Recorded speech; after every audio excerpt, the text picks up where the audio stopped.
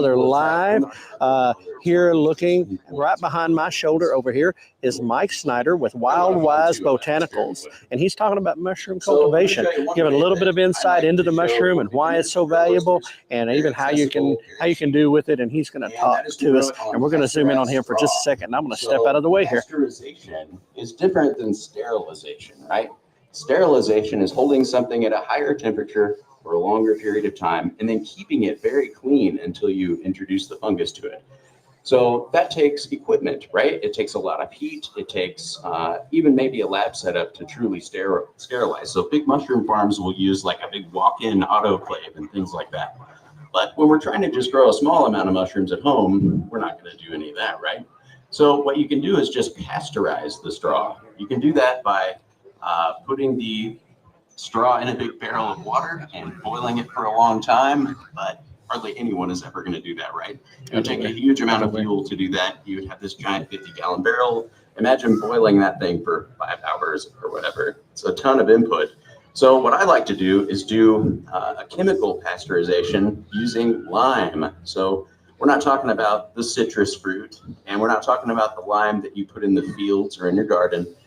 This is actually hydrated lime. So if you're familiar with that product, it's very caustic, kind of dangerous to work with if you're not careful. Yeah.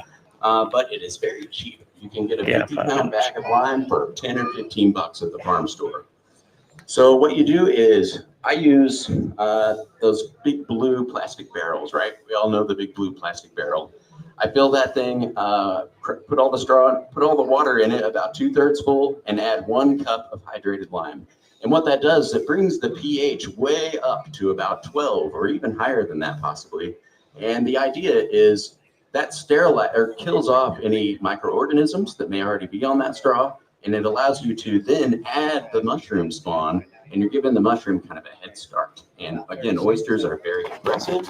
So if you give them a head start, they're going to beat out all the competition. So you want to use, you can use any container. I've seen people use laundry baskets. I've seen people use all kinds of crazy stuff. I've even seen scarecrows made where people inoculated the straw with mushrooms, and the scarecrow has a bunch of mushrooms growing out. So I like to use 5-gallon buckets. Not as cool as a scarecrow, but it works really well. I'll show you some of the things, some of the steps that go into this method. So you want to start with chopped straw. The smaller pieces that you can make the straw, the better, because we're going to pack it all together and we're going to let mycelium grow in all the straw. If the straw is really long pieces, that means they're going to be farther apart from each other in the bucket, and it's harder for that thin, wispy mycelium to jump across all of those gaps. So you want to chop it up. You can buy chopped already straw, which is really nice if you know where to get that.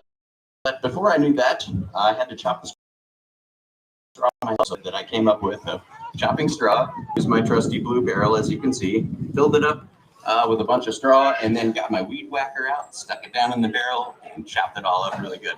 I even got an action shot there in the center for you guys. This big old pile of straw on the third picture there is taller than me, and that's a half a bale of straw. So you can really get a lot of mushroom growing substrate out of 1 bale of straw.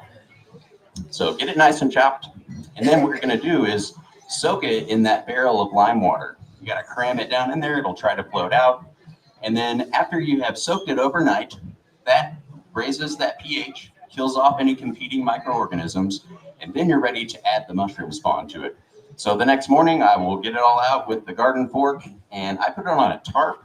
You want to drain it off. So whatever ingenious method you can come up with, I just throw it on a tarp on my gravel driveway, which is at a little bit of a slant, and all the water kind of drains off. Let it drain off until you can pick up a big handful of the straw, squeeze it, and a bunch of water doesn't come out. But you do want it to be somewhat moist.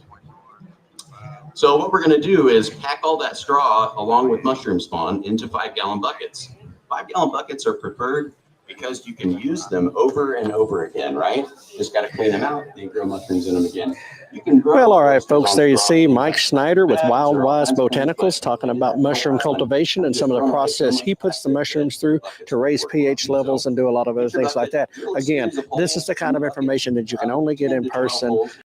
really detailed from the expert. That's one of the many benefits. I know you can watch him on their channels, but to be out here in person and hear him be able to speak is a big reason you come out to these type of events. And we're going to move on next to Dan. Let's see, Dan Snyder, the Homestead CPA, and we're going to talk a little bit about tax stuff. I know it's not as interesting. Nobody likes the tax guy, but he's got good information. We're going to go check him out in the next speaking area, and we'll be back with you.